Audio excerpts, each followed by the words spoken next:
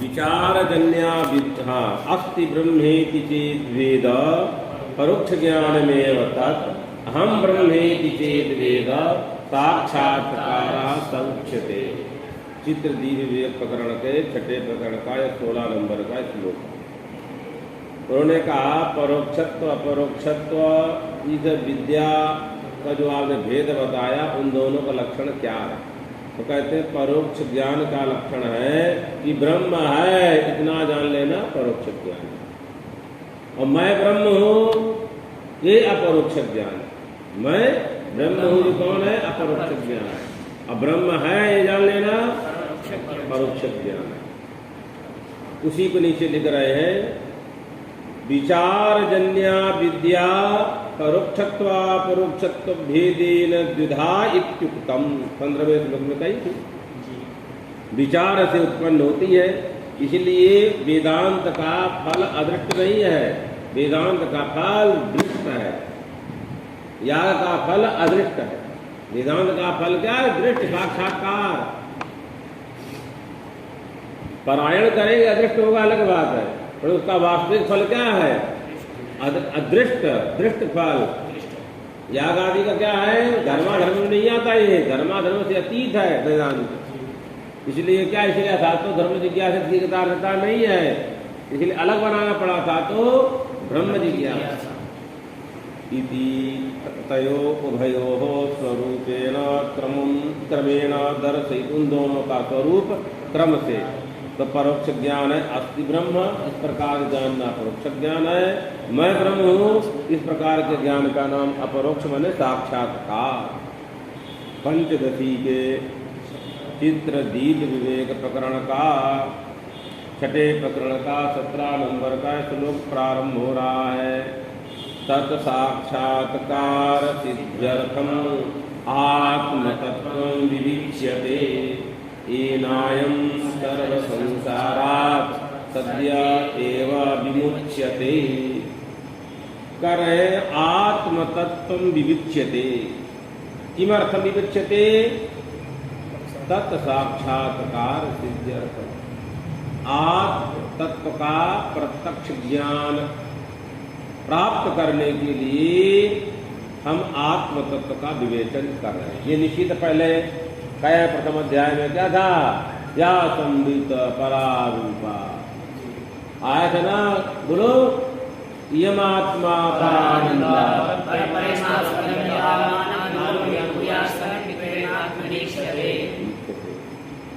हुआ था ना। आत्मा हमारा प्रेमास्पद है, उससे बड़ा कुछ नहीं संसार है। तो यद्यपि आत्मा का पंचकोश अतिरिक्त बता चुके हैं लक्षण, फिर भी और उसको बताना चाह रहे हैं। आत्मतत्त्वं विविच्यते येनायं, जिसके द्वारा, जिस विचार के द्वारा सर्व संसार सद्य एव अयम विमुच्यते। जो इस प्रकार आत्मतत्व को जान लेगा तो संसार सागर से सद्या स्वयमेव विमुच्यते। विद्यते हृदय ग्रंथि, मतलब स्वयमेव ग्रंथि समाप्त होती। वहां क्या है? उदना स्वयमेव पश्यते की तरह कर्म ही करता है। उसी प्रकार सद्या एव विमुच्यते एवं विधात्म साक्षात्कारा साधारण कारणम। इस प्रकार का जो आत्म साक्षात्कार का जो असाधारण कारण क्या है? जैसे घट की उत्पत्ति के प्रति असाधारण कारण कौन? दंड कुलाल चक्र आदि असाधारण कारण है 3, समवाय सहाय निमित्त भेदात्।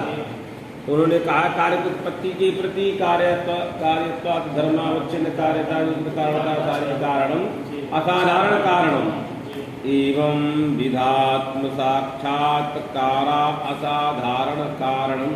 यहाँ लेना है कि जिस ज्ञान के बगैर आत्म साक्षात्कार हो ही नहीं सकता, जिसके बगैर दंड के बिना घट उत्पन्न ही नहीं हो सकता। तो आत्म साक्षात्कार क्या है? असाधारण कारण। और यह सब इंद्रिय इत्यादि परंपरा कारण। आत्म साक्षात्कार कार्य है और आत्म तत्व विवेचन हाँ उसका कारण है। आत्म साक्षात्कार अलग हुआ इधर, उसका जो असाधारण क्या? आत्म तत्व विवेचन। असाधारण कारण क्या है? आता है ना, विचार से तत्व साक्षात्कार होता है। तो विचार हुआ कारण, आत्म तत्व साक्षात्कार हुआ कार्य, हुआ आत्म तत्व। विचार क्या है? समेषाम वेदांतानाम अद्वैते ब्रह्मणि तात्पर्य उदाहरण श्रवण मनन करके विचार करना। इति प्रतिजानीते प्रतिज्ञां करोति तत्साक्षात्कारेति येन साक्षात्कारेण पुमान् सद्य एव विमुच्यते। जिसके साक्षात्कार कर लेने से पुमान, मन पुमान तात्पर्य जो भी है वह सद्य एव विमुच्यते। आज युग में कहीं भी पुमान आए तो अर्थ करना पड़ेगा थोड़ा। स्त्रिया भाषित क्या सूत्र है? स्त्रिया पुमान शासित थे, अनादिकाल से वो अपने आप उसमें रहता ही है, अलग से कहने की कोई आवश्यकता नहीं। हंसा चाहे हंसी से बताओ, उल्टा सीधा नहीं किया पूरा पूरा है, इसका मत नहीं पूरा और है नहीं है। द्वंद्वी शेषी प्रकरण हाँ, हंसा चाहे हंसी चाहिए तदवत, ठीक। इसे हम लोग सर्वनाम में क्या है? सा अयम ईम सबको मिला दो और कह दिया क्या है? वयम। वयम मतलब तुम भी हम भी वह भी सब कुछ आ गया। वयम में क्या है? तुम भी हम भी सब आ गया। ये ले व्याकरण की जरूरी है। और भी चले जब इनके संग तो युष्मद ही शेष रहता, अस्मद शेष रहता अंतर। जहाँ उत्तम मध्यम अन्य पुरुष का प्रयोग किया तो क्या होगा? एक भी युष्मद अंतिम अस्मद आता है। एक भी तो जो बताया उसको सभी सर्वनाम अंतिम अस्मद है। हाँ, जो अंतिम में वही पड़े। कौन? अस्मद। अन्न में तुम में समय प्राप्त हो, इसलिए वयम कह देने पर पूरा ब्रह्मांड कमाया हमारे लिए। इसलिए तो ये अहम शब्द आत्मा का वाचक है। इति तत्साक्षात्कारेण साक्षात्कारेण पुमान् सद्य एव विमुच्यते। तत्साक्षात्कार सिद्ध्यर्थम, साक्षात्कार सिद्ध्यर्थम आत्मतत्व विवेचनम विवच्यते। आत्मतत्व विवच्यते, आत्मतत्व का क्या करने चाह रहे हैं? विवेचन का पूर्वेण अन्वया मन विविच्यते। पंचदशी के चित्र दीप विवेक प्रकरण छठा प्रकरण का 18 नंबर का श्लोक प्रारंभ हो रहा है। कूटस्थो ब्रह्म जीवेशा विद्येवं चित् चतुर्विधा घटाकाश महाकाशौ जलाकाशा ब्रखे यथा। चित्रदीप में क्या बताया था? कई प्रकार का चित्र, वो अरे चित्रपट 4, इधर भी 4 उधर भी 4। धौत घट्टिता लंचिता रंजिता और इधर चित अंतर्यामी सूत्रात्मा विराट। इतना तो याद रखो प्रथम वाला। इधर 4 इधर 4, उनका लक्षण ही बता दिया। अब पुनः 4 जो बताया उसी को पुनः बता रहा है क्या? एका कूटस्था ब्रह्म जीव ईश इत्येवं चित् चतुर्विधा। चित माने चैतन्य है 4 प्रकार। कैसे है? दृष्टांत दे रहे हैं। घटाकाश महाकाश जलाकाश अब्रखी। अब्रखी माने अब्रखी माने अबर माने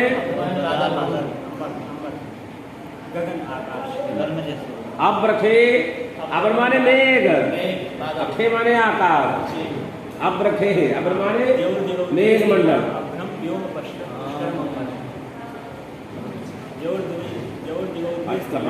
बोल दिया ये बोलता था, ये कैसे बोल दिया? अमर को कैसे आपको बोल दिए? अमर को याद किए हो क्या?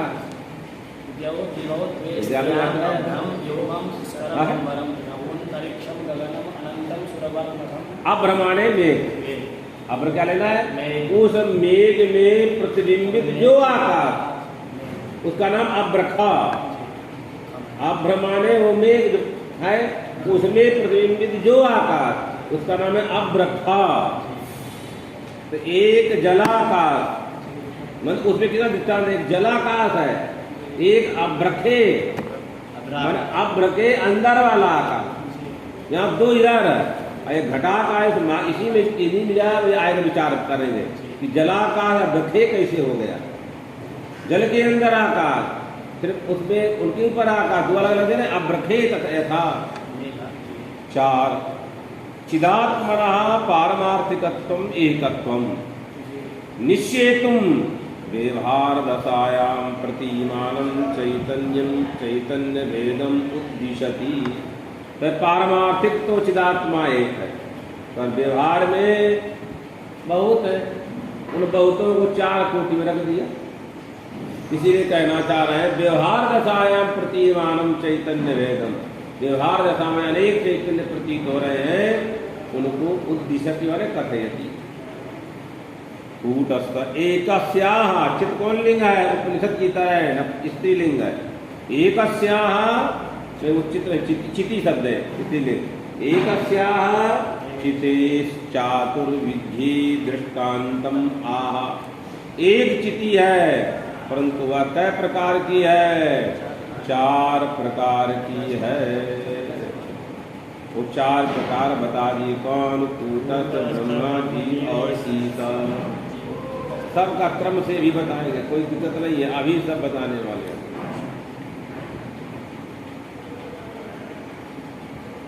तब माधवाचार्य के विषय बहुत दिया है, बहुत दिया। टीका में कम भी बहुत दिया। पंचदशी के चित्रदीप विवेक प्रकरण का 6ठा प्रकरण का 19 नंबर का श्लोक प्रारंभ हो रहा है। सही है ना? घटावच्छिन्न खेनीरम यत्र प्रतिबिंबितः साब्रनक्षत्र आकाशो जलाकाश उदीयते। अब तक परिभाषा करेंगे। घटावच्छिन्न खे आकाश, घट है उसके अंदर जो आकाश, उस आकाश में पड़ा जो नीर, नीर माने जल, उसके अंदर जो है उसमें प्रतिबिंबित जो है, प्रतिबिंबिता कीदृशा प्रतिबिंबिता साभ्र नक्षत्र, मेघ मंडल नक्षत्रों के सहित उस आकाश का नाम है जलाकाश।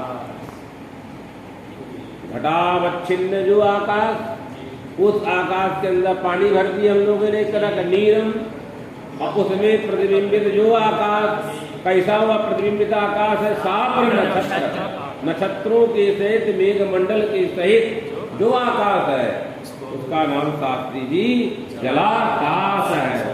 कितनी सुंदर परिभाषा, वो जलाकाश। सामान्य आकाश उदीर्यते। टीका घटावच्छिन्न से घटाकाशस्य, एक घट से अवच्छिन्न कौन है? घटाकाश। और एक घटानवच्छिन्न से महाकाश। दोनों भेद बताने जा रहे हैं। ये महाकाश है पूरा ब्रह्मांड, ये घटाकाश है। आकाश प्रसिद्ध, ये दो तो प्रसिद्ध है, सब लोग जानते हैं, घटाकाश महाकाश। और विद्यारायण स्वामी जी ने 2 आकाश और ला दिए, जलाकाश अभ्राकाश।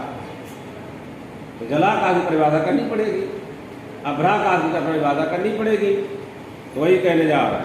तदवच्छिन्न अनवच्छिन्न से महाकाशस्य प्रसिद्धत्वात् तौ विहाय, द्वितीया का, द्वितीय भक्ति का, उन दोनों को छोड़कर अप्रसिद्धम जलाकाशम व्युत्पादयति। जो प्रसिद्ध नहीं है जलाकाश, उसका व्युत्पादन करना आवश्यक है। देखिए, घटावच्छिन्नेति घटावच्छिन्ने आकाशे यद उदकम अस्ति। खाली जगह नहीं रहेगी, जल भर नहीं सकते। खाली जगह का नाम ही तो आकाश है। तो घट के अंदर जो खाली जगह है वही आकाश हुआ, और उस आकाश में क्या डाल दिया हम लोगों ने? पानी भर दिया। इसका नाम घटावच्छिन्न आकाशे यद उदकम अस्ति। और तत्र जले, जल में प्रतीत हो रहा है आकाश, जो प्रतिबिंब पड़ रहा है नक्षत्र रहित, जले प्रतिबिंबितो अभ्र नक्षत्र सहिता आकाशा जलाकाश इति उच्यते। और जल में जो प्रतिबिंबतया स्थित है वही हमारा क्या है? जलाकाश।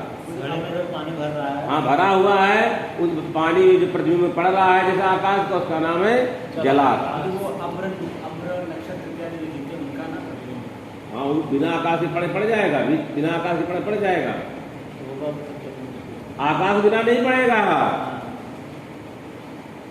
इस दीवार में पड़ जाएगा तो प्रतिबिंब वो ही पड़ रहा, तभी ना आ रहा सूक्ष्म है, इसलिए तो उसकी परिभाषा कर रहे हैं कैसे पता चले आकाश तो यहाँ भी आकाश कहाँ नहीं है। ऐसा क्यों नहीं कह रहा कि जहाँ भी जल है उसके ऊपर आकाश सीधे उसके लिए बताने जा रहे हैं, जहाँ स्पष्ट प्रतीक दृष्टांत की तरह दे दिए घटाकाश माने और नद्याकाश कहीं कोई दिक्कत नहीं है। नहीं जो आप कह रहे हैं वही बात तो यहाँ भी करेंगे, घटावच्छिन्न आकाश भी कह रहे हैं जल। हाँ मैंने घटावच्छिन्न के अंदर आकाश, आपका एक देशावच्छिन्न जल के अंदर आकाश एक दृष्टांत देना है, मैंने संकुलित करना है, उसको ये बताना है। घटावच्छिन्न कह दिए जो घर में चल रहता है, एक देशावच्छिन्न कर दिए जले जहाँ रहेगा माना जाएगा। यानी उनके घट में जो जल और अब्र आकाश के मध्य का जो क्षेत्र है वो आकाश है। यहाँ लिखा प्रतिबिंबिता मध्य प्रतिबिंबिता ताब्र नक्षत्र आकाश।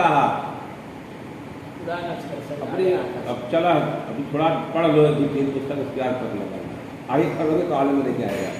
चलो आगे महाकाश उसके अभी आगे में नहीं आएगा ना। आप क्यों नहीं आए? क्योंकि हम लोग कहते ऐसा मत नहीं तुम हो जाओगे, जब 10-5 मत समझे रहोगे तब ना विचार करोगे। ऐसे पहले ऐसा नहीं है तब क्या होगा, कुछ नहीं 4-5 पुस्तक पढ़े रहोगे तो कहोगे नहीं ऐसा नहीं ऐसा है, उससे पहले नहीं बोल पाओगे। इसलिए अभी शांत रहो, अभी सुनते रहो, अभी केवल जो मिल रहा है उसको डालते रहो, यदि तुम्हारी इच्छा हो, या वो फेंकते रहो या डालते रहो अंदर, वो तुम्हारा वो स्वतंत्र विषय है। चलिए महाकाश लक्षण इति जलाकाशः उच्यते। पंचदशी के चित्र दीप विवेक प्रकरण 6वें प्रकरण का 20 नंबर का श्लोक प्रारंभ हो रहा है। अब देखिए सुंदर बता रहे हैं, महाकाशस्य मध्ये यन मेघमंडलम ईक्षते प्रतिबिंबतया तत्र मेघाकाशो जले स्थितः। महाकाश है, पूरे आकाश है ना, पूरा खुला एरिया महाकाश, वहीं पर मेघमंडल घूमते हैं कि रूम के अंदर घूम रहे हैं, इसमें बाहर घूम रहे हैं, मन महाकाश मेघमंडल घूम रहा है। यद मेघमंडलम इच्छते दृश्यते, जो मेघमंडल हमको दिख रहा है उसमें प्रतिबिंबतया, उसमें जो प्रतिबिंबतया जो आकाश है उस जल में, उस मेघमंडल है और मेघमंडल तो जल है, उस जल में जो प्रतिबिंबतया तस्मिन् जले मेघाकाशो स्थितः, मतलब उसी जल में मेघमंडल के जल में जो प्रतिबिंब आकाश हो रहा है उस आकाश का नाम है मेघाकाश। इसका नाम था अब्रखा, अब्रखा माने मेघाकाश, मेघा आकाश। वही यहाँ लिखते 21 नंबर कहा गया पंक्ति महा अब्धाकाशम वित्पादयति महाकाशस्येति किम तत्र मेघमंडले यज्जलम तस्मिन्, मेघमंडल में जो जल है, मेघमंडल में क्या है जल, उसमें जो आकाश, उसमें वो सब नक्षत्र नहीं है, उसमें नहीं कहा, स्वच्छ वाले के लिए बताया, इसलिए कह दिया उसमें प्रतिबिंबित जो जल में प्रतिबिंबित जो आकाश उसका हम लोग अनुभव कम है, वो तो अनुमान कम है। हम लोग मेघ उसके अंदर प्रतिबिंब जरूर पड़ता होगा, जो इस जल में पड़ रहा था नहीं पड़ता होगा, इसलिए भाव से कह रहे हैं जल हो गया। इति मेघमंडयत् जलम तस्मिन् इत्यर्थः। पंचदशी के चित्र दीप विवेक प्रकरण 6वें प्रकरण का 21 नंबर का श्लोक प्रारंभ हो रहा है। वही आप कह रहे हैं कि वो तो दिखता ही नहीं है तो कैसा अनुमान किया? हाँ वही बता रहे, मेघांश रूप उदकम तुषाराकार संस्थितम तत्र ख प्रतिबिंबोयम नीरत्वादन्मीयते। ठीक है, निकल गया। एक बार कह रहे हैं कि मेघांश रूपम उदकम, मेघ अंश रूप ही वह उदक है जल, और तुषार माने टुकड़ा, ये युग गिरता है, ओला गिरता है, तुषारा का कैसे, वहां तो पिघला हुआ नहीं ना, ये फल जब पिघलेगा तो जल बन जाएगा। तो तुषाराकार संस्थितम, अभी जल कैसा है, तुषाराकार में स्थित है। हाँ, जो मेघ में है तो कैसा है, तुषाराकार में स्थित है। वो कौन सा जल, अर्थात वो भी माने कड़ा है जल, जल का धर्म कड़ा नहीं है, और इस तरह गर्भ बन गया है ऐसी स्थिति में। उसमें प्रतिबिंबित जो आकाश है उसका नाम है मेघाकाश। और इस जल में पिघला हुआ जो जल है यहाँ बह रहा है इसका नाम क्या है? जलाकाश। और उसका नाम है मेघाकाश। ये दोनों में अंतर हो गया। इति तुषाराकार संस्थितम तत्र प्रतिबिंबोयम। का प्रतिबिंब जो है, जो प्रतिबिंब उसमें पड़ेगा, जहां जहां जल होता है वहां प्रतिबिंब होता ही है। नीरत्वा तत्रापि नीरत्वमस्ति यदि अनुमीयते। और नीचे स्पष्ट करें टीका का ननु मेघ जल से अप्रतीयमानत्व। हम लोग मेघ जल ही नहीं समझते, लगता है क्या धुआं उड़ रहा है, ये लगता है ना। मेघ जल से अप्रतीयमानत्वात् न नभसा तत्र कथम प्रतिबिंब त्वज्ञम। मतलब उसमें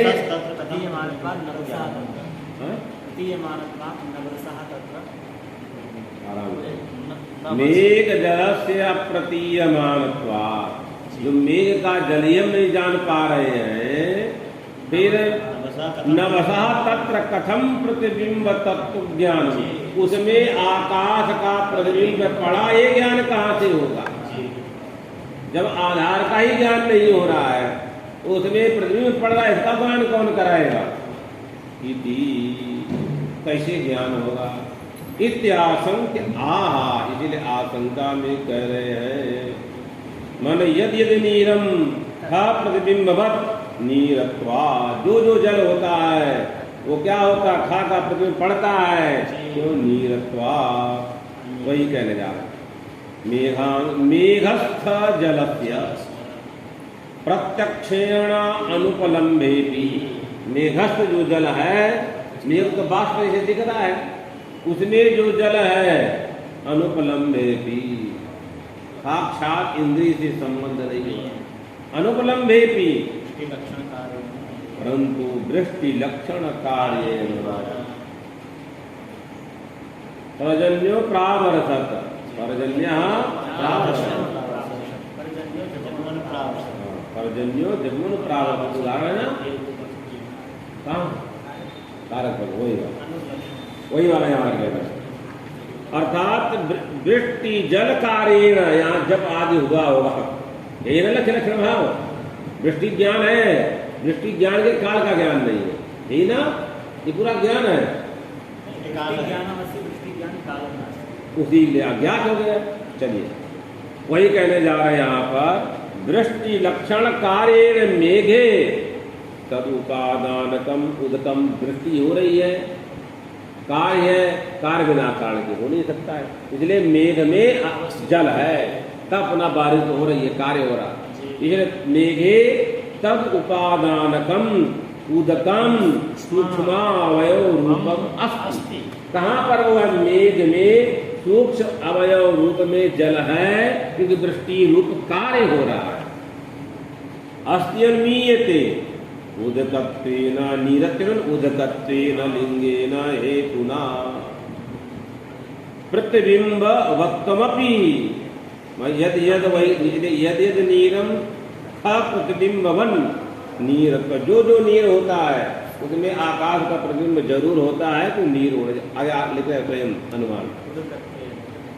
विमतम जलम आकाश प्रतिबिंबवत भवितुम अर्हति। पक्ष कौन है? विमतम जलम आकाशवत भवितुम अर्हति। ये क्या है? भवन योग्यता साध्य है। जलत्वाद हेतु घटगत जलवत। घटगत जल में क्या है? जलत्व भी है, आकाश प्रतिबिंब भी है। घटगत जल में जलत्व ही है, उसी जल में प्रतिबिंब ही पड़ा है, आकाश भी है। मतलब प्रतिबिंब बैठा है और जलत्व भी बैठा है। जल में जल समय संबंध से है, अब प्रतिबिंब किस संबंध से रहेगा? अब प्रतिबिंब भाई तो कैसे रहेगा?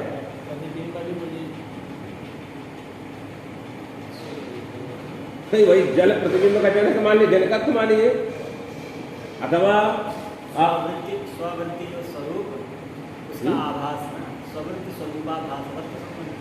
कौन स्ववृत्ति? स्ववृत्ति क्या ले रहा था? जिसको जिसका प्रतिबिंब आकाश का, उसको लेना नहीं, हमको लेना अभी प्रतिबिंब को बैठाना केवल। प्रतिबिंब को बैठाएंगे, प्रतिबिंब को बैठाएंगे, आश्रय संबंध बैठेगा। वो तो बैठेगा, हम लोग कहाँ प्रतिबिंब पढ़ रहा है तो कोई ना कोई संबंध होगा, आधार है। पर इन दोनों में क्या है, वहाँ तो क्या हो गया, जल तो समवाय संबंध से है। और जो प्रतिबिंब जो हम सिद्ध कर रहे हैं, माना क्या है, द्रव्य है कि गुण है, क्या माना है? नहीं प्रतिबिंब, क्या है? अब जल के अतिरिक्त कुछ है ही नहीं वहाँ पर। नहीं, प्रतिबिंब में जल से प्रतिबिंब तभी दिख रहा है, तो दिख रहा है थोड़ी बात में, जल ही है वो। जल नहीं है, जल से प्रतिबिंब, इसमें कोई संदेह नहीं है। जल क्योंकि जल होता तो जल रहते हुए उसको नष्ट नहीं होना चाहिए, दूर हट जाए तो समाप्त हो जाए। दूसरी बात, यदि जल ही होता सर्वत्र जल में प्रतिबिंब, अरे हो गया भाई, जला बोला तो यहाँ हम लोग विचार कर रहे हैं तो उसमें प्रतिबिंब जो पड़ रहा है, प्रतिबिंब ग्राह्य ग्राहक उसका क्या है, भाषक और प्रतिबिंब दोनों कुछ पक्ष में भेद है, कुछ पक्ष में अभेद है। यदि भेद है तो भाषकत्व संबंध है, उद्भाषकत्व संबंध है। उद्भाषक कौन है उस प्रतिबिंब का, जल उद्भाषक है, तो ऐसा कह सकते हैं। और हम लोग चले चिंतन इति प्रतिबिंब आकाश इति दृष्टि जल कार्य न। अब सामान्यतः वो आगे प्रतिबिंब है, उसमें है कि एक मत है कि बिंब ही प्रतिबिंब है, तो वो सत्य है। जिनकी अलग है वो अलग है, तो अलग अलग है। चलिए, फिर भी संबंध तो बिना संबंध को सिद्ध नहीं हुआ। विमतम क्या होता है?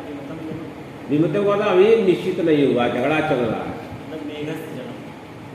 जल में झगड़ा चल रहा है कि जल में आकाश का प्रतिबिंब है कि नहीं, इसे विमतम का और निश्चित नहीं है ना।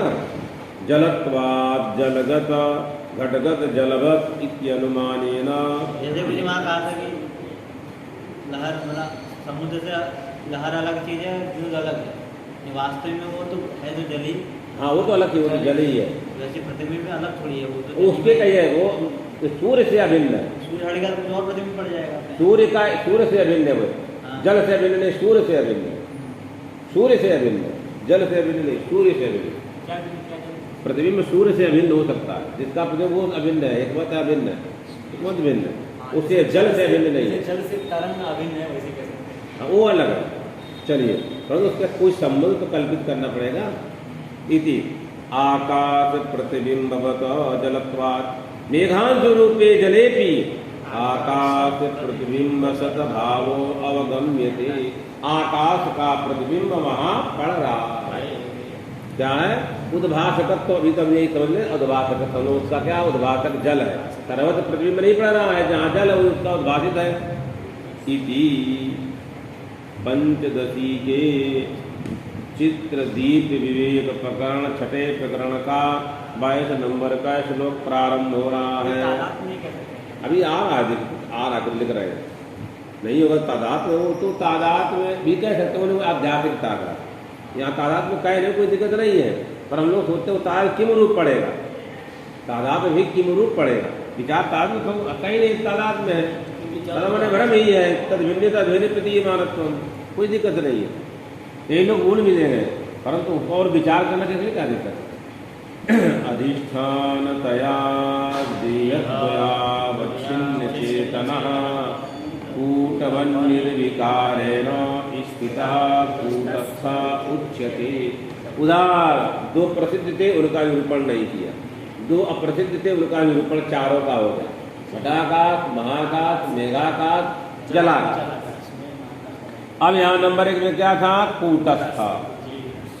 अधिष्ठानतया, पीछे भी याद बता, देहद्वयावच्छिन्न चेतनः, सूक्ष्म और स्थूल, ये देहद्वयावच्छिन्न जो चेतन, उन दोनों का अधिष्ठानत है। कूटवन निर्विकारेण, कूट के भगवत का दो अर्थ कूटस्थ का, मान ले कूट का निर्विकार्य कर, अथवा इसे कपटी व्यक्ति अंदर कुछ होता बाहर कुछ होता। कूट मतलब अंतस्थिता, मतलब छिपा, तात्पर्य होता क्या है? छिपा हुआ है अर्थ। तो कूटवन निर्विकारेण, कूट की तरह निर्विकारेण स्थितः, कूट माने अधिष्ठानतया स्थितः कूटस्थः उच्यते, कूटस्थ है। एवं दृष्टान्तभूतम आकाश चतुष्टयम व्युत्पाद्य, दृष्टांत जो आकाश चतुष्टय का निरूपण करने के पश्चात दाष्टान्त के प्रथमोद्दिष्टम कूटस्थम व्युत्पादयति। पहले कौन? कूटस्थ। पंचीकृत अपंचीकृत भूत कार्यत्व। अपंचीकृत वाला सूक्ष्म शरीर है, अपंचीकृत वाला स्थूल शरीर। पंचीकृता अपंचीकृत कार्यत्वेन स्थूल सूक्ष्म शरीरस्य देहद्वयस्य अविद्या कल्पितस्य आधारतया, दोनों के अविद्या कल्पित है, इन दोनों का आधारतया, आधार अधिष्ठान में बहुत अंतर है। अधिष्ठान पंचेल सारी कार्य निरूपण किया है कार्यक्रम, अधिष्ठान आधार अलग अलग चीज, एक चीज नहीं। आधार तो यहाँ आधार आ गया, पर अधिष्ठान अधिष्ठान भाव नहीं हो रहा है। हम लोग आधे हैं, पर ये हमारा अधिष्ठान नहीं, आधार। तो अधिष्ठान अलग चीज है और आधार आधे अलग चीज है, ये दोनों है। परंतु यहाँ विवरण करने के लिए उसको अधिष्ठान को आधार शब्द का प्रयोग कर दिया। देहद्वयस्य अविद्या कल्पितस्य आधारतया वर्तमानत्वेन ताभ्याम अवच्छिन्न, ताभ्याम माने देहद्वयावच्छिन्न आत्मा कूटस्था उच्यते। तत्र कूट शब्द से प्रवृत्तो किम कारणम, प्रवृत्ति में तो होना चाहिए शब्द के प्रयोग में। तो कह रहा कूटवत, जैसे कूट निर्विकार है, ऐसे ही प्रकार देहद्वयावच्छिन्न जो चैतन्य है वो क्या है, निर्विकार है, इसलिए कूटवत उच्यते। अयोर घने शैल श्रृंगे तीरांगे कूटम अस्त्रियाम, कहाँ का है, मतलब स्त्रीलिंग से भिन्न अमर कोश है। अयोघने, अयोघन का नाम कूटस है। शैल श्रृंगे उसका नाम क्या है, कूटस। और सीरांगे, सीरांगे इसका मतलब कूटस्थ, स्त्रीलिंग से भिन्न। ये लिख रहे हैं अमर कनकादि ताड्य वस्तु, जहाँ कनक सोना से कूटा जाता है, ताड़न नाशते भी कृते निर्विकार लो घना वधिक करता, कूटते रहते वो निर्विकार है, बाकी सब पतला हो जाए। चलिए, कूटस्थ शब्द प्रवृत्ति निमित्तम पंचदशी के चित्र दीप विवेक प्रकरण 6 प्रकरण का 23 नंबर का श्लोक प्रारंभ हो रहा है। कूटस्थे कल्पिता बुद्धि तत्र चित प्रतिबिंबकः प्राणानां धारणा जीवः संसारेण संयुज्यते। करे क्या चीज है, बड़ा सुंदर कह रहे हैं। कूटस्थे कल्पिता बुद्धि, कूटस्थ में क्या कल्पित है, अंतःकरण बुद्धि। तत्र उस बुद्धि में चित प्रतिबिंबकः, चित्त का प्रतिबिंब पड़ेगा चैतन्य का, ये बुद्धि दक्ष है। इसका जीव क्यों नाम पड़ गया, जीव प्राण धारणे, तो प्राणानाम धारणा जीवः, जो बुद्धि वाला जीव है। संसारेण संयुज्यते, वही जीव आता और जाता, संसारेण संयुज्यते, संसारी बन जाता। कूटस्थ एवं कूटस्थम व्युत्पाद्य जीवस्य कूटस्थे कल्पित बुद्धि प्रतिबिंबकत्वेन तत् पक्षपातित्वात् तम व्युत्पादयति। बिंबस्य प्रतिबिंब पक्षपातित्वात्, पूरा वाक्य रूप वही बताना चाह रहा। माने कूटस्य व्युत्पाद्य जीवस्य, जब जीव कूटस्थ है उसमें कल्पित कौन बुद्धि है, वही बुद्धि वाला स्वभाव किसको आ जाता है, जीव को। तो जीव भी संस्कृत होने लगता है। माने जैसे जहाँ प्रतिबिंब पड़ेगा, यदि पानी हिलेगा तो प्रतिबिंब हिलेगा, ये नहीं हिलेगा, नहीं हिलेगा। हाँ, इसका मतलब जहाँ पर उसके उसमें वह कई चीजें उसमें बाधित होने लगती है। किसी को बोलते हैं कि किसका पक्ष मन, क्यों कल्पित नियम तब प्रतिबिंब पक्षपातित्वाद बिंब से, माने जहाँ पर रहेगा प्रतिबिंब जैसा वहाँ वही क्रिया उसमें प्रतीत होगी, इसलिए कह रहा तत् पक्षपातित्वम तम व्युत्पादयति। माने प्रतिबिंब पक्षपातित्वम प्रतिपादयति। कैसे, वही के नचिता कुचिता सर्वथा मिथ्या भूता प्रतिबिंब। जो लोग भेद मानते हैं उस वक्त में प्रतिबिंब मिथ्या भूत है। जो अभेद मानते हैं तो बिंबात्मना सत्य, प्रतिबिंबात्मा उनकी मत में मिथ्या। चलिए, प्राणानाम कूटस्थीति वित्पादित तत्र जीव शब्दा विधेयत्वेन। जीव शब्द का वाच्य क्या है, माने जीव क्यों कहलाता है, इसमें क्या निमित्त है। तो वही व्याकरण जीव प्राण धारण है, बस ये प्रवृत्ति निमित्त हो गया। प्राणानाम कूटस्थातिरिक्त जीव कल्पनम अप्रयोजक है। कूटस्थ एक माने, फिर एक जीव मानने जा रहे, क्या दो कल्पना करने जा रहे हो, कहे नहीं दोनों में अंतर है। कूटस्थ अविकारी है और ये घूमता फिरता भी। कूटस्थ अविकारी कूटस्थस्य संसारा अभावा, और वो संसार अताभावा निर्वाहार्थम माने संसार निर्वाहार्थम सोअंगी कर्तव्य। जीवा कूटस्थात् अर्थित अंगी कर्तव्य, इसलिए कहा संसारेण सयुज्यते, इसलिए निकल गया कूटस्थात् भिन्न। कूटस्था संसारेण न युज्यते, अयम तो संसारेण युज्यते, यही दोनों में भेद है। पंचदशी के चित्रदीप विवेक प्रकरण, छठे प्रकरण का 14 नंबर का श्लोक प्रारंभ हो रहा है। जल व्योमना घटाकाशो यथा सर्वतिरोहितः तथा जीवेन कूटस्थो स्वन्योन्यभ्यास उच्यते। अब बताने जा रहा है, आप जल के आकाश से, जल व्योमना घटाकाश, आप घड़ा के अंदर डाल दिए पानी के, मतलब यहाँ फेंक दिए तो घटाकाश, अब जल आकाश से ढक गया, जलाकाश में दिखाई नहीं दे रहा है। गंगा के अंदर घड़ा डालिए, पानी भरेगा तो घटाकाश भी वहां है, परंतु वो घटाकाश क्या है, जलाकाश से व्याप्त है। वही कह रहा, जल व्योमना घटाकाशो यथा सर्व तिरोहिता, छिप जाता, दिखाई नहीं देता, उसी तरह कौन कूटस्थ को छिपाने जा रहा है, कौन, जीव। तथा जीवेन कूटस्था, यही इन दोनों को एक दूसरे में अध्यास होता है, अन्योन्याध्यास उच्यते। क्या उसका नाम है, अन्योन्याध्यास उच्यते। चलिए, ननु जीवातिरिक्तम कूटस्थ, क्यों आपने भी कहा कूटस्थ जीव मानना है कि आने जाने के लिए, तो कहा जीव मान लो, कूटस्थ मानने क्या आवश्यकता है। ननु कूटस्थ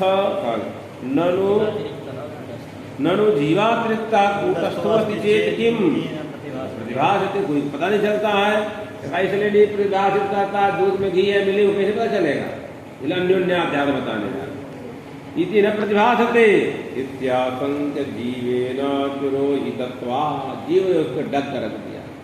कैसे, सदृष्टान्तम आहा जले ननु एतत् तिरोधानम न क्वापि शास्त्रे प्रतिपादित। इस प्रकार का तिरोधान, ये ढक देगा कौन, जीव कूटस्थ को ढक देगा, कौन बड़ी बात है, तो आशंक, चाहे वो है नहीं, वास्तव में अध्यास के द्वारा ढका जा रहा, भ्रम की बात। तस्य अन्योन्याध्यास शब्देन अभिधाना, माने उसको हमारे शास्त्रों में अन्योन्याध्यास कहा गया है कि जीव ने क्या किया, कूटस्थ को ढक देना, मतलब परस्पर इतना अभ्यस्त हो गए हैं, एक दूसरे की प्रतीति नहीं होने दे रहा है, इसलिए नाम अन्योन्याध्यासात् इति अभिधानात् मयिवम, इसीलिए का नाम अन्योन्याध्यास शब्द से कहा गया, तो अन्योन्याध्यासा इति उच्यते। कहाँ कहा है, तो कहे भाष्यादौ निरूपितम। पंचदशी के चित्रदीप विवेक प्रकरण, छठे प्रकरण का 25 नंबर का श्लोक प्रारंभ हो रहा है। अयम जीवो न कूटस्थं विविनक्ति कदाचन अनादि अविवेकोऽयं मूला विद्येति गम्यता। तो कोई आए इनकी तरह पंडित जी कहे, तो इसे ही भैया ऐसा प्रश्न बता रहे अनादि अविद्या, हम क्या करें, ये कहाँ से अन्योन्याध्यास आ गया, इसका कौन जनक है। भाई अयम जीवो न कूटस्थम विविनक्ति कदाचन, ये जो जीव है और जीव से जीवा कूटस्थम न विविनक्ति कदाचन, जो जीव है वो कूटस्थ को अलग नहीं करता है, कूटस्थम न विविनक्ति, कर्म है कौन? कूटस्थ, अयम जीवा कदाचन, क्यों? न विनक्ति अनादि अविवेकोयम, तो अनादि अज्ञान है, उसका नाम क्या है? मूला विद्येति गम्यताम, जो अनादि विवेक है वही मूला विद्या है। ये बहुत शास्त्रार्थ है, मूला विद्या है कि नहीं, बहुत शास्त्रार्थ। कुछ लोग कहते हैं मूला विद्या विद्या नहीं है, कुछ लोग कहते हैं परंपरा के अनुसार मूला विद्या अस्ति। मूला विद्येति गम्यताम ननु अयमेव अध्यासः,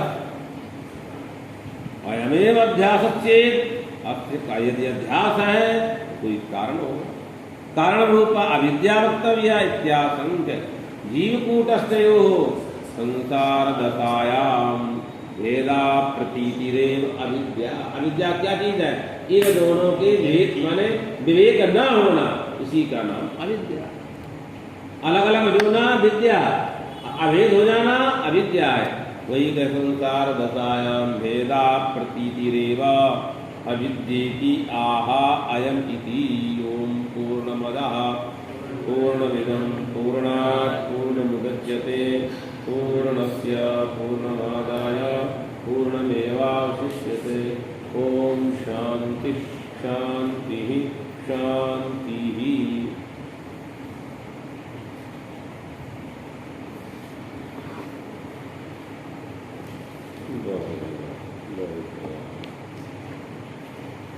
सरल और खुद हम लोग थोड़ा लेट हो जा रहा है। सर्वतंत्र स्वतंत्राय सदात्माद्वैत वेदिने श्रीमते शंकरार्याय वेदांत गुरवे नमः। योगीर्य आचार्य रूपेण इतीनां मुदे श्रीमन्नारायणं वन्दे तं हरिं करुणानिधिं। मरणाख्यं प्रकरणं वासुदेवयतीश्वरैः रचितं विस्तरेणाद्य संग्रहेण प्रकाश्यते। बालानामुपकाराय न विज्ञानसिद्धये तत्र श्रीबालगोपालकृष्णः सन्निहतो भवेत्।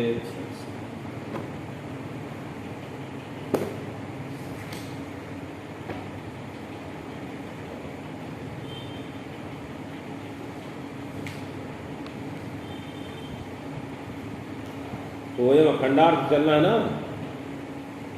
जीव स्वाभिमान। अच्छा ये थोड़ा उसकी बात। अब उन्होंने कहा था प्राज्ञा पारमार्थिका अविद्यावच्छिन्न, ये किसके नाम है? कारण शरीर पहित चैतन्य के।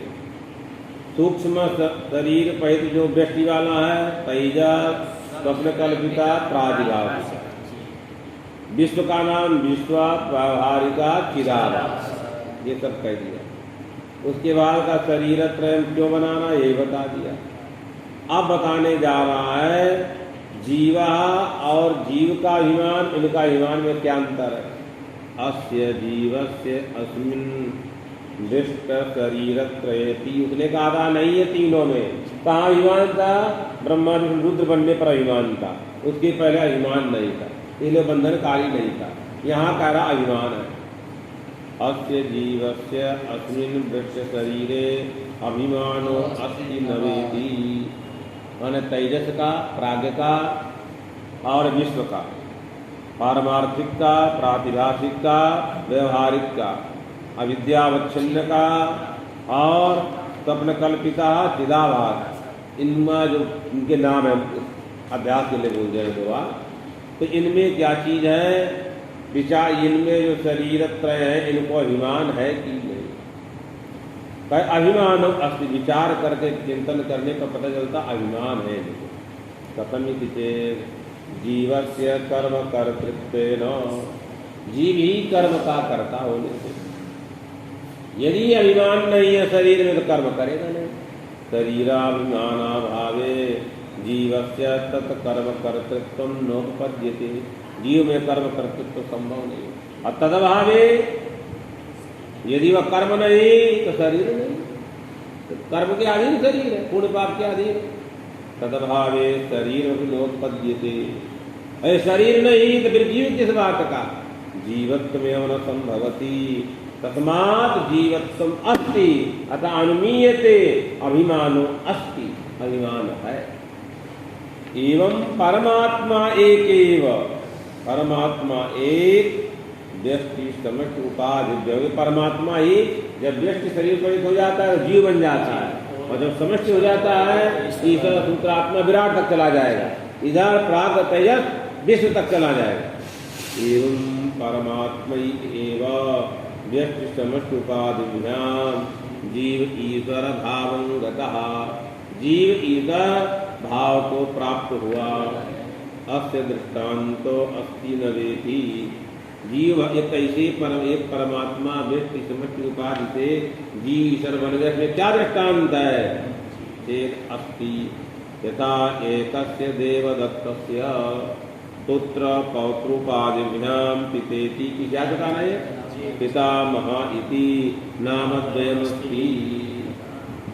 एक देवदत्त का पुत्र हुआ, अब पुत्र का जब पुत्र हो गया तो देवदत्त क्या बन गए?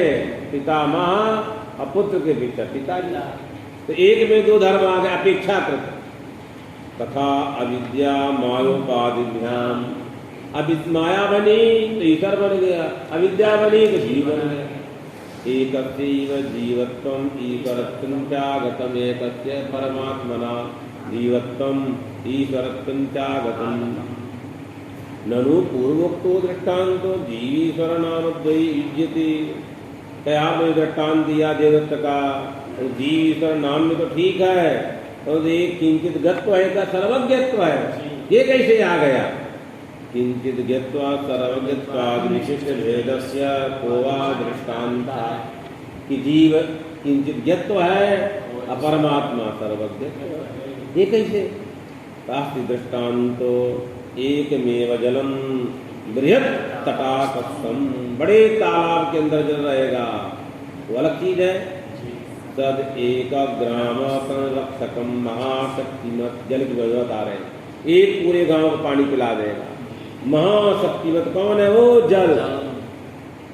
कौन सा जल? बृहत् तटाकस्थ, घटस्थ एक घर को पानी पिलाता है, वो भी क्या है? घटस्थम सद एक गृहम संरक्षा अल्पम अल्प शक्तिमत, एक घर का संरक्षण करे अत्यंत कल्प शक्ति है। यथा किसके कारण जल में कम जा शक्ति आई? उसके अवच्छेदक के लिए उपाधि हुई शक्तिमत। यथा जातम, वह सक्त मन अल्प शक्तिमत एक बृहत् शक्तिमत हो गया। एक दृष्टांत, अग्निर एक एवं स्थूल महावर्तिष्ठा, एक अग्नि बड़ी बत्ती में लगा इतना बड़ा प्रकाश आएगा, बहुत दूर प्रकाश को, बहुत दूर तक प्रकाश जाएगा, महाशक्तिमान कहा अग्नि। और अल्पवर्तिष्ठा, अल्प छोटी बत्ती में लगाओगे, तन गृहमात्र प्रकाश को अल्प शक्तिमान यथा च जाता तथा आत्मनोपि बृहता कारणभूत मायोपाधिना। जब कारणभूत मायोपाधि है तो सर्वज्ञ बृहत बड़ा होने से अल्पेन कार्यभूत अविद्योपाधिना किंचित व्यक्तम चागतम, किंचित व्यक्त न तो सर्वज्ञ किंचित ज्ञ, कैसे तो धर्म आए परमात्मा विरुद्ध है, एक सर्वज्ञ है और उसी में अल्पज्ञ, दो विरोधी धर्म एक में कैसे रहेगा? आत्मा तो एक है, उसमें दो धर्म आ रहे हैं, अल्पज्ञत्व सर्वज्ञ, किंचित ज्ञत्व बहुज्ञत्व, कैसे आया? अतएव वेदांत शास्त्रम तदपदस्य त्वं तदस्य च संबंधत्रय अखंडम बोधयति। इसीलिए दोनों धर्म संभव नहीं भाई, तो मतलब कल्पित है, तो वेदांत इसलिए कहा दोनों धर्म संभव नहीं है, एक है वो। इसीलिए क्या बताना, इसीलिए तो वेदांत क्या कह रहा है? तत्पदवाद लक्ष्य और तुम पद लक्ष्य है, वो दोनों अभिन्न है, उनमें कोई भेद नहीं है। ओम पूर्णमदः पूर्णमिदं पूर्णात् पूर्णमुदच्यते पूर्णस्य पूर्णमादाय पूर्णमेवावशिष्यते। ओम शांति शांति शांति। हुआ आपकी प्रदोष है ना, अन्नम पूजा प्रदोष का वेदांत कार दिया लगत एक तुरंत लगता वही पदानां सामानादिगणे पदार्थेव विशेष विशेषण भावा प्रत्यय लक्ष्य लक्षण भावा